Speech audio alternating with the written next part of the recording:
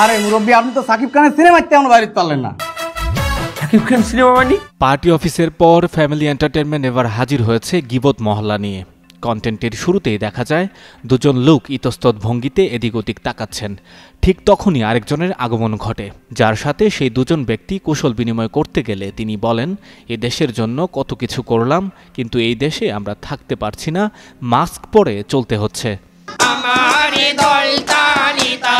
তারপর নাপিত চরিত্রে অভিনয় করা রাকিব হাসান বলেন, আপনাদের আমলেই ভালো ছিলাম ভাই, রাত বেরোতে বাসা থেকে বেরোতে সমস্যা হতো না, আপনারা আগে চাঁদা নিতেন 100 টাকা, আর এখন যারা আছেন তারা চুল দাড়ি কেটে টাকা না দিয়েই চলে যায়। এসব বলে শেষ পর্যন্ত রাকিব হাসান সেই লোকের কাছ থেকে উল্টো কিছু টাকা নেন, পরে আবার ডানে বায়ে তাকিয়ে হাঁটতে শুরু করেন।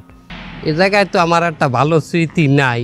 কিছুক্ষণ পর তাদের সাথে দেখা হয় একদল ছাত্র নেতার। এবার সেই নাপিত ছাত্রদের প্রশংসায় ভাসিয়ে বলেন, দেশ আপনাদের হাতেই নিরাপদ, আপনারা কোনো বয়স্ক ব্যক্তির হাতে দেশের দায়িত্ব বুঝিয়ে দিবেন না। এরপর তিনি জুলাই আন্দোলনে নিজেকে একজন সক্রিয় যোদ্ধা পরিচয় দিয়ে জুলাই যোদ্ধার তালিকায় নিজের নাম তোলার কথা বলেন। তালিকায় নামটা উঠাই দেবেন কিন্তু দাদা, আমার আন্দোলনে। বরাবরের মতো এবারের কন্টেন্টটিও 23 মিনিটের।